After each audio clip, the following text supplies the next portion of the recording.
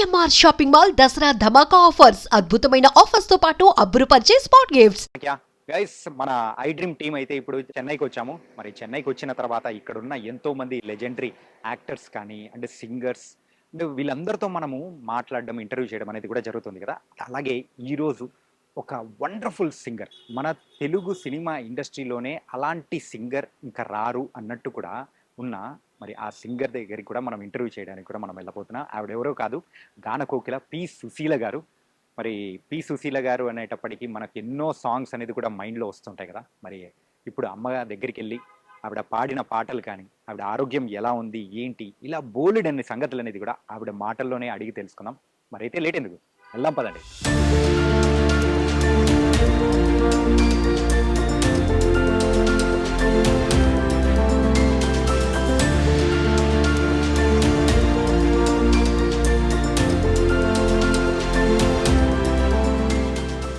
అమ్మా నమస్తే. సాక్షాత్తు సరస్వతీదేవి గారి దగ్గరికి నేను వచ్చినట్టు ఎంతో ఆనందంగా ఉంది. ఎలా ఉన్నారమ్మా? చాలా సంతోషం. ఈ మధ్య ఏంటంటే మీ ఆరోగ్యం గురించి అయితే మీ ఫ్యాన్స్ కానీ ప్రతి ఒక్కరం కూడా అందరం ఎంతగానో వరి అయ్యాము. కానీ మళ్ళీ మిమ్మల్ని ఇలా ఆరోగ్యకరంగా చూస్తూ ఉంటే చాలా హ్యాపీగా ఉంది. ఆ దేవుడిని అయితే నిజంగా ఎంతో మనస్ఫూర్తిగా ఎన్నో ముక్కు అంటే సరిగ్గా ఏది పడితే అది వదులుతున్నారండి, అంచేత బాగుండటం లేదు. అక్కర్లేనివన్నీ చూపెట్టి అందరి మనసులో పాడు చేస్తున్నారు. మన తెలుగు వాళ్ళు ఎప్పటికీ మిమ్మల్ని మర్చిపోరేమమ్మా. ఏంటంటే పాట ఉన్నంత కాలం సుశీలమ్మ పాటలు ఉండనే ఉంటాయి. భగవంతుడు ఎందుకో పంపించాడు నన్ను. చిన్నప్పటి నుంచి పాటే, చదువు లేదు, ఏమీ లేదు. చదువు రాదు, ఏమీ రాదు. ఎంతవరకు చదువుకున్నారు? అంతవరకు లేదు, ఆలు దిద్దలేదు, అలాగే వచ్చింది. ఎలా వచ్చిందో మరి తెలియదు. ఓకే. మా నాయనగారు ఒకటే క్లాసికల్ నేర్చుకోవాలి, ఏదో తెలుగు రాయడం వస్తుంది, అది కూడా దిద్దలేకుండా స్ట్రైట్గా పాడేసాం. అంటే ఆ మ్యూజిక్ డైరెక్టర్లో ఆయన దగ్గర ఉంది నాక్, ఏ వాయిస్ ఎట్లా మెలవాలో. మీ క్లాస్ టీచరు మీకు పాఠం చెప్పేస్తాడు, మీరు కంఠస్థ పెట్టుకోండి అంటాడు. అంతకంటే ఏమిటంటారు? అంతే అంతే. చూడు, ఇది బాగా చదువుకొని కంఠస్థ పెట్టి రేపు నాకు అప్పు చెప్పండి అంటాడు మాస్టర్ గారు. ఇవన్నీ మనం స్వతహాగా నేర్చుకున్నది, చూసి నేర్చుకుని. ఇప్పుడు ఆమె సుశీలమ్మ గారు లలి ఆహాహా అంటారు. ఇంత నేను ఎంత గొడవ పడ్డాను ఈ లారీ కోసం. ఆ మృదత్వం అమ్మ పాడినట్టు ఉండాలి. లాలి లాలి లాలి లాలి, ఆ మృదత్వం. అమ్మా, ఈ ఇంట్లో క్లాసికల్ సింగింగే కాకపోతే ఇటు సైడు సినిమాల సైడు వద్దు అని కూడా ఎంతగానో అనే ఉంటారు. అయినా కానీ ఎలా రావాలనే పట్టుదలతో ఇంతకు అడుగు పెట్టారు. క్లాసికల్ తెలుసు నాకు, క్లాసికల్ తెలుసు, కానీ సినిమాల వైపు అంటే ఇంట్రెస్ట్ అనేసి అస్సలు లేదు కదా. అసలు నేను చేశాను క్లాసికల్ కచేరీలు అవి చేశాను. బరహంపూర్ ఆ సైడ్ మాది, విజయనగరం, ఒరిస్సా విజయనగరం కాబట్టి అక్కడ కొంచెం ఇది ఉంటుంది. ఒరియాలో కూడా వెళ్ళి జాకా చేసుకున్నాను. అలా అన్నీ పాట కదా, ఆ గొంతుగా ఉంటే అబ్బాయి ఈ కొట్లో ఈ పాట వస్తే బాగుంటుంది, వాళ్ళే పిలిచి ఇస్తారు. సరిగ్గా ఉంటే ఉంచుతారు, లేకపోతే కట్టి ఇంకోళ్ళు వచ్చి పాడతారు. అలాంటివి కూడా జరుగుతూ ఉంటాయి. ఇప్పుడు తీసేసినప్పుడు బాధపడకూడదు, సరిగా లేదు కాకపోవడం అనుకోవాలి. మేము అలా అనుకోలేం కదా. కొంత వెంటనే ఏడుపు, ఆ పాట తీశారు అని. ఎప్పుడైనా అలా జరిగిందా? అయింది కాబట్టే చెప్తున్నాను. ఎప్పుడమ్మా, ఎప్పుడు ఎలా జరిగింది? ఎప్పుడో జరిగిందని అవన్నీ నోట్ చేయలేదు, అప్పుడు అయిపోయింది అది. అప్పుడు అయిపోయింది. 2 రోజులు 3 రోజులు ఏడుస్తాను, 4 రోజులు ఇంకోళ్ళు వస్తే సరే వస్తాను. అంటే అదంతా దేవుడు చూసుకుంటున్నాడు. ఉమ్, నువ్వు ఇక్కడ ఉండి అందరికీ చెప్పు అన్నట్టుగా ఉమ్, ఒక మాస్టర్, లేడీ మాస్టర్లా పెట్టాడు అంతే. దేవుడు. ఉమ్, మీటరు గొంతుకులో పెట్టాడు ఆయన. అది ఆ పాటలు అందరికీ వింటుంటే మంచి వాయిస్లో. ఉమ్, ఇప్పుడు లతా మంగేష్కర్ నేను చిన్నప్పటి నుంచి ఆవిడ ఫేమస్. అవును. అలాగే చిన్నప్పటి నుంచి వింటూ ఉంటే ఎవరికైనా ఆ వాయిస్ చాలా బాగుంది, దానికి ఇద్దాం ఆ పాట అని డైరెక్టర్ కుడుతుంది. ఉమ్, చెప్తున్నాను ఎలాగ మెట్లెక్కి, తిరుపతి మెట్లు ఎక్కలేదు కానీ ఉమ్, ఈ సినిమా మెట్లు ఎక్కి వచ్చాను సినిమా మెట్లు ఎక్కే వచ్చారు అంతే. మీరు.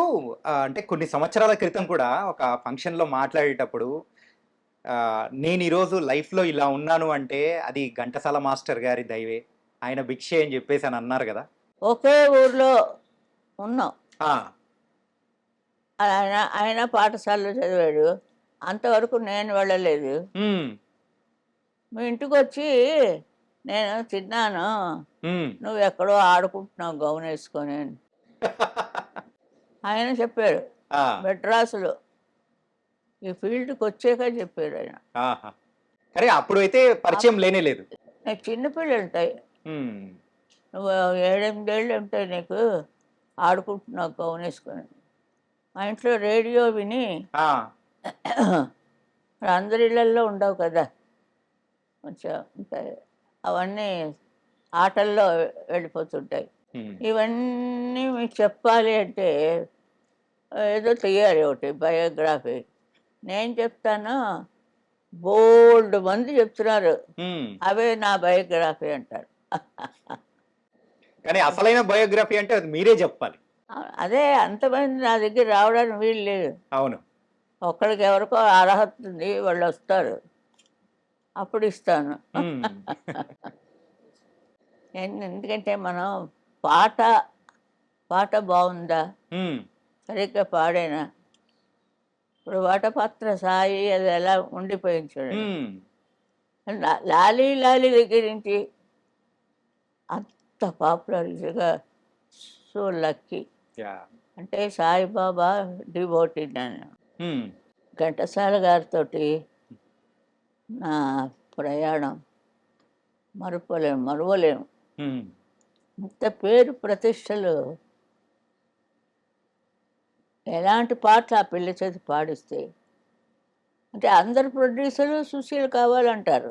ఆ, ఇప్పుడు అలాగే అయిపోయింది కొన్నాళ్ళకి. ఎలాగా అదంతా దేవుడే చూసుకుంటాడు.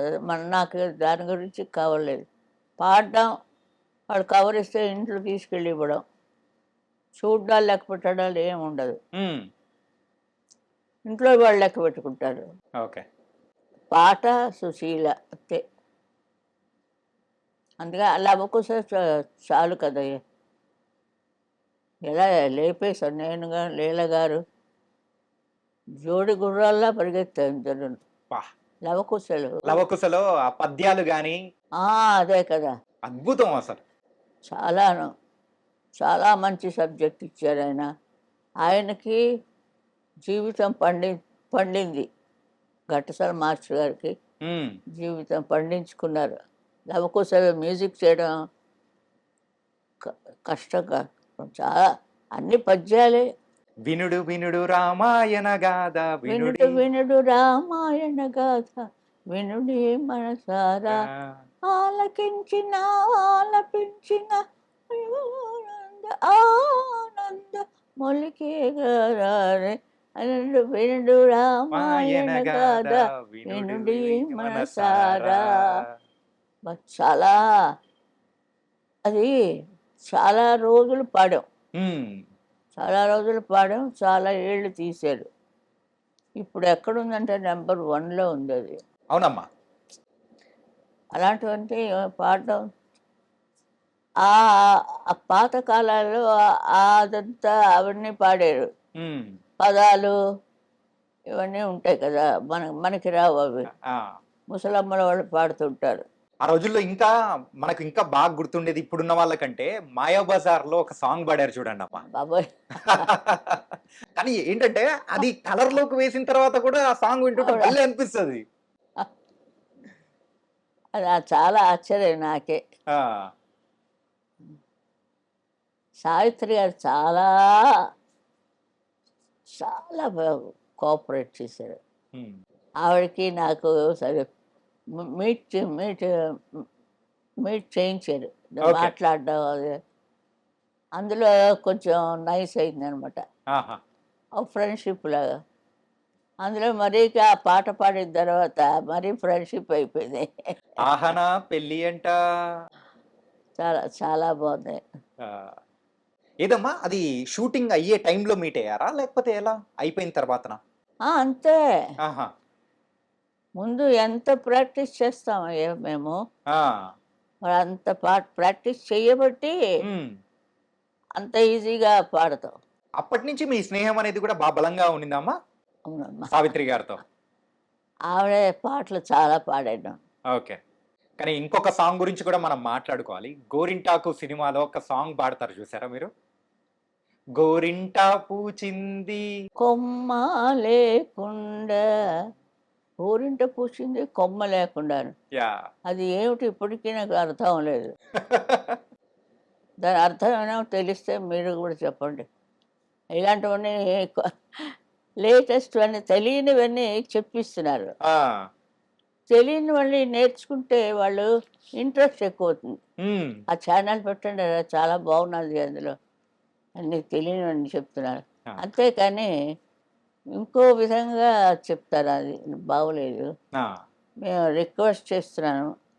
మనం టీవీల నుంచి ఏమిటి నేర్చుకోవాలి? మంచితనం నేర్చుకోవాలి. అవునమ్మా. ఇళ్ళలోకి రానీయడు. హ్మ్. మరి ఆ ముసలాళ్ళు ఉంటారు. "ఏం నాయనా" వాడు స్వాగతించేటప్పుడు వాడు తుర్రున పారిపోతాడు. అయితే టీవీ అందరికీ ఒక ఒక మంచి స్పాట్. అంటే ఒక ఫ్రెండ్ లాగా. ఫ్రెండ్‌గా ఆ! బాగా నేర్పిస్తే టీవీ అంత మంచి మాస్టర్ లేడు మీకు స్నేహితుడంటే రేడియో గదా! మా ఇంట్లో. ఆ రోజుల్లో బాగా ఉపయోగపడిందేమో.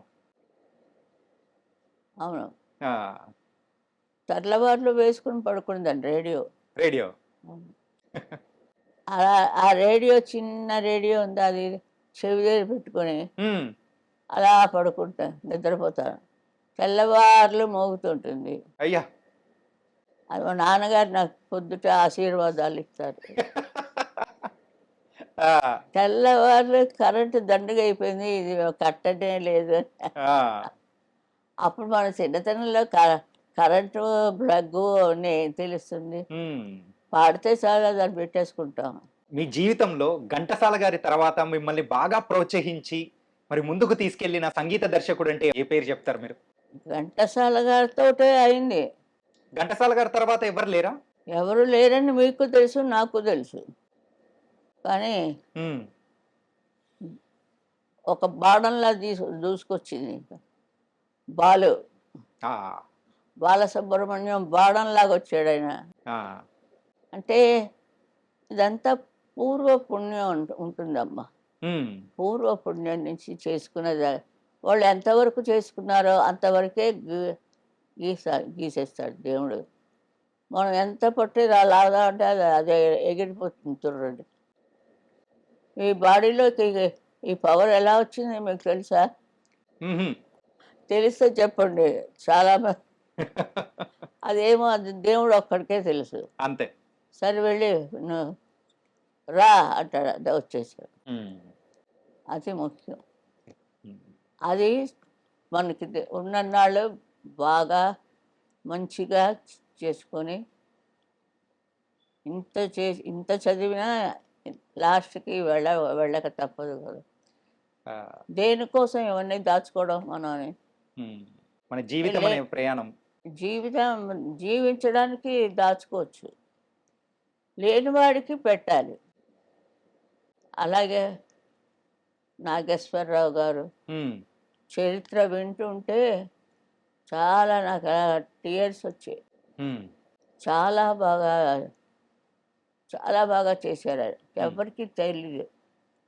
ఆయన షూటింగ్లు, ఆయన గొడవలు వాటన్నిటికీ అరేంజ్ చేశారు. అవన్నీ యూట్యూబ్‌లో వస్తుంది ఇప్పుడు. అవునమ్మా. అవన్నీ చూస్తే మనసు కరుగుతుంది కదండీ! అవును. ఆ మనిషి మీద ఉండే ఇది ప్రేమ ఎక్కువ అవుతుంది. నాగేశ్వరరావు గారు, రామారావు గారు అంత మంచి అలాగే ఉంటారు చాలామంది. హ్మ్. నేను కూడా కొన్నాళ్ళు పెట్టాను ట్రస్ట్ అని. హ్మ్. అది నా చేతి రన్నింగ్ చేయలేకపోయాడు దేవుడు. ఓకే. ఎవడు డబ్బు ఇవ్వలేదు. హ్మ్. కొంతవరకు ఇచ్చాం. ఆ మంత్రులనే చంపేస్తుంటే ఎక్కడి నుంచి వస్తాయి? కొన్ని అలా వెళ్తుంటే చూసి చూడనట్టు ఊరుకోవాలి అంతేనండి. అంతకంటే ఏం లేదు. హ్మ్. మీరు పాడిన పాటలలో అందరికీ ఇప్పుడు తెలుగు ప్రేక్షకులు అనేటప్పటికి గుర్తొచ్చేది ఏంటంటే, 'కె. విశ్వనాథ్' గారి సినిమాల్లో మీరు పాడిన పాటలు. చాలా అద్భుతమైన పాటలున్నాయి గదమ్మా! పాడేస్తాం అప్పుడే మర్చిపోతాం. పాడడం ఏంటంటే రోజుకు 3, 4 పాటలా అమ్మా పాడేది? తెల్లవారు లేసి ఇదే పని కదా! హ్మ్. 7 నుంచి పరిగెట్టడమే. హ్మ్. వెళ్ళి అక్కడ మ్యూజిక్, అక్కడ ప్రాక్టీసు అంతా అయ్యి 2 గంటలవుతుంది. ఇంటికి కూడుకొస్తే కూడిన తింటాడు. ఆ! మళ్ళీ పరిగెడతాం. మళ్ళీ రాత్రి 9కి ఆపుతారు. 9 నుంచి ఇంకో కాల్ షీటు. ఇంకో కాల్ షీట్. మంచి వయసులో ఉంటాం కదా! ఆ! ఎగురుతూ, ఆడుతూ, పాడుతూ అలా పాడేశాను కొన్ని. ఎన్ని వేల పాటలన్నా అది కూడా నాకు తెలీదు. హ్మ్. వీళ్ళందరూ ఫ్యాన్స్ అని వచ్చి వాళ్ళు వాళ్ళు లెక్క పెడుతున్నారు ఇప్పుడు కొత్తగా. లెక్క పెట్టారు, గిన్నీస్ వరల్డ్ అన్నారు, హ్మ్. రచనారచనాలు ఏమో అన్నీ చెప్పిస్తారు వాళ్ళే. అరే! రికార్డులలోకొచ్చిన ఇది ఇన్ని వేల పాటలైతే, ఇంకా కొన్ని పాటలు పాడినా కానీ బయటికి రానిటివి కూడా కొన్ని ఉండింటాయి గదా! అలా వందలు ఉండింటాయేమో. ఏమంటే వయసు లేదు కదండి. హ్మ్. చిన్న వయసులోనే అన్నీ స్టార్ట్ చేశాను. ఆ! ఎవరైనా ఉన్నవాళ్ళైతే చేస్తున్నారు. ఒక అతను తీస్తున్నాడు. ఇంకా ఇప్పుడే స్టార్ట్ చేశారు. హ్మ్. పాత పాటలన్నీ కూడా వేస్తున్నారు. వాహ్! పాత పాటలు రేడియోలో వేసినవి. హ్మ్. రేడియోలో అంటే వీడియో ఉండదు. ఓన్లీ గాత్రమే. అది కదండి. అది పాడినప్పుడు కూడా మంచి పాట ఎవరు పాడారు అని అలా వస్తుంది. హ్మ్. అదే ఆ టైంలో ఏదో భగవంతుడు మనకు ప్రసాదిస్తాడో అది మనం ఇక్కడ అమరుస్తాం. హ్మ్. ఏమీ లేదు. హ్మ్. దేవుడిని నమ్ముకుంటే చాలు. ఇంతకు మీరు స్టార్టింగ్ నుంచి కూడా చాలా ఆహ్, భక్తురాలు. అయితే సాయిబాబా భక్తురాలుగా మారిపోవడానికి గల రీజన్ ఏంటసలు? మరి పుట్టపర్తి సాయిబాబా గారి దగ్గరికి గాని మొదట వెంకటరమణమూర్తే మాకు. హ్మ్. ఏడుకొండల వాడే ఏడుకొండలవాడే. అందరికీ. ఆ! మధ్యలో వస్తున్న అన్ని దేవుళ్ళలాగా ఆయన వచ్చారు, నమ్మాము. హ్మ్.